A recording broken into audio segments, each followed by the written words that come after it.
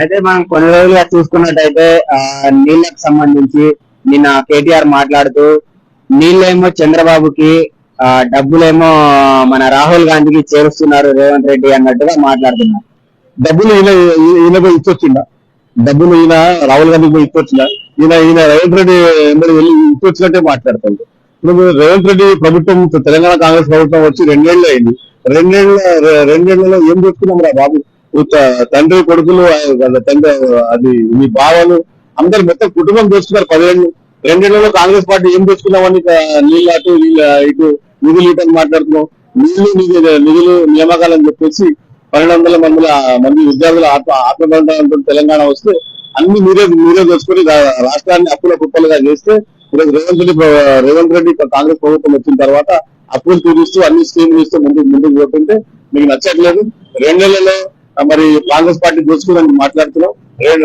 10 ఏళ్ళు నువ్వు అధికారంలో ఉన్న దోచుకున్నానికన్నా 2 నెలల్లో కాంగ్రెస్ పార్టీ ఏం దోచుకోలేదు. అది అబద్ధాలు ఆడితే అత్తినట్టు ఉండాలి. ఇది పూర్తిగా అవాస్తవం. అయితే దీని మీద మనం చూసుకున్నట్లయితే చంద్రబాబు చెప్పినట్టే రేవంత్ రెడ్డి నడుస్తున్నాడు, అందువలనే తెలంగాణ రైతులకు అన్యాయం జరుగుతుందని కేటీఆర్ ప్రస్తావించారు. ఇది రైతులు చెప్పట్లేదు. రైతులు ఎక్కడా చెప్పట్లేదు.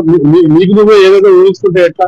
రైతులు ఎక్కడ చెప్తున్నారా? రైతులు డబ్బులు వస్తున్నాయని చెప్తున్నారు, నీళ్ళు వస్తున్నాయని చెప్తున్నారు.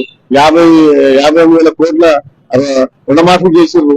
మరి అన్ని రైతులందరూ సంతోషంగా ఉంటే నీకు వచ్చిన నొప్పి ఉంది. నీకు అధికారం లేదని నువ్వు బాధపడుతున్నావు తప్ప రైతులు అందరూ సంతోషంగా ఉన్నారు. నువ్వు ఎక్కడో సంతోషంగా లేవు. ఈ రాష్ట్రానికి పట్టిన శని ఏంటంటే నువ్వు ఒక్కడివే. నువ్వు నీ తండ్రి, నీ చెల్లెలు. మీరు చేసిన అప్పులను మేము కాంగ్రెస్ పార్టీ ప్రభుత్వంలో వచ్చిన తర్వాత మేము అప్పులు తీరుస్తూ ముందుకెళ్తున్నాము. ఈరోజు తెలంగాణ రాష్ట్రము